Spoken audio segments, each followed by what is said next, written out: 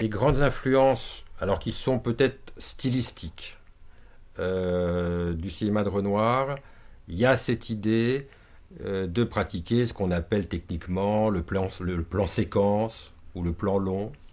C'est-à-dire que il y a toute une tendance du cinéma d'aujourd'hui qui travaille sur un montage très court, très nerveux.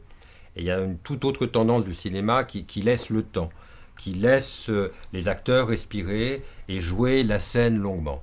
Et c'est vrai que Renoir, dès les années 30, quand il pouvait donner du temps aux comédiens pour que 30 secondes, une minute et demie, 2 minutes, pour que la scène se déploie, ça, il est sans doute un des grands pionniers pour avoir mené cela, et ça se retrouve chez beaucoup, beaucoup de cinéastes aujourd'hui.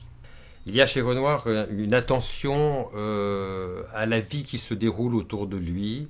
C'est quelqu'un, on en reparlera, c'est quelqu'un qui est un cinéaste qu'on qualifierait, dans certains de ses films, qu'on qualifierait aujourd'hui de cinéaste social, qui est intéressé par les grands problèmes du moment, de la société du moment.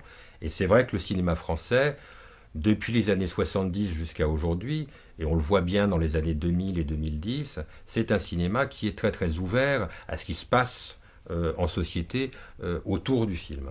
Et ça, c'est tout de même un héritage qui remonte assez loin, mais qui remonte à Renoir.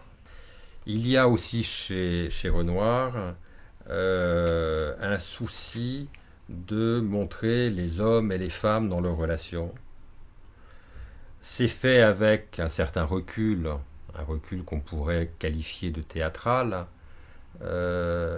mais il y a et ça c'est quelque chose qui avait beaucoup séduit Truffaut, c'est que l'une des grandes thématiques qu'on trouve chez Renoir, c'est tout de même un homme, une femme. Qu'on trouve dès un de ses grands premiers films des années 30, ça s'appelle La Chienne. Hein. La Chienne, c'est un homme, une femme et l'autre, hein, le trio, le triangle. Ce que Truffaut appellera ensuite les salades de l'amour. Et globalement, c'est à la fois une thématique éternelle et c'est un souci des relations, des enjeux de la personne, de la psychologie, des complications du cœur, qui est tout à fait éternel et repris en permanence par les grands cinéastes et français et on pourrait dire aussi étrangers aujourd'hui.